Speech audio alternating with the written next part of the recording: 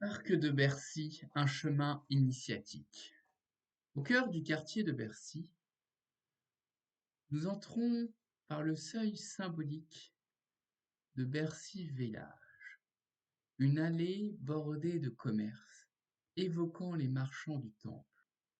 Ce chemin matérialiste vers la Seine est interrompu par le cinéma de Bercy, un temple ceinturé de 2 colonnes où il faut descendre des marches pour entrer.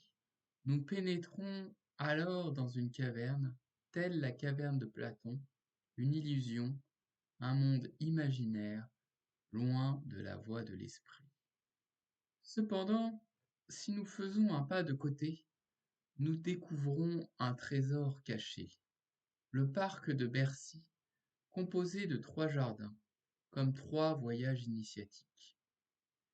Si nous continuons tout droit, nous atteindrons le palais omnisport de Paris-Bercy, une pyramide inachevée qui n'atteint pas le ciel, un lieu de spectacle, de divertissement qui nous détourne du véritable but. Derrière, c'est le ministère des Finances, un pont inachevé qui ne traverse pas la Seine, celui de la troisième corruption, celle de l'argent. Pour éviter ces erreurs, nous devons changer de chemin, faire un nouveau pas de côté et franchir la Seine grâce à la passerelle Simone de Beauvoir aux courbes ondulées, tel l'esprit dominant la matière.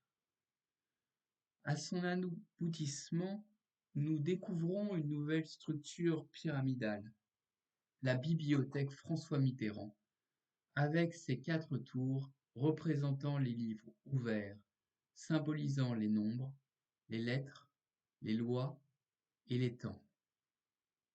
La connaissance en somme. Au centre de cette monumentale loge se trouve le tapis de loge, le jardin-forêt. Il n'y a pas de doute, la bibliothèque François Mitterrand représente le retour au paradis perdu, la redécouverte de la parole perdue, la gnose. La rive droite, c'est le monde profane et ses tentations. La rive gauche, c'est le monde de l'initiation. Ainsi, sur l'avenue de France, nous pouvions trouver des lampadaires dont les luminaires sont des pierres brutes, symboles de l'apprenti, puis des pierres cubiques, symboles du compagnon, avant d'atteindre la bibliothèque François Mitterrand, symbole du maître retrouvant le paradis perdu.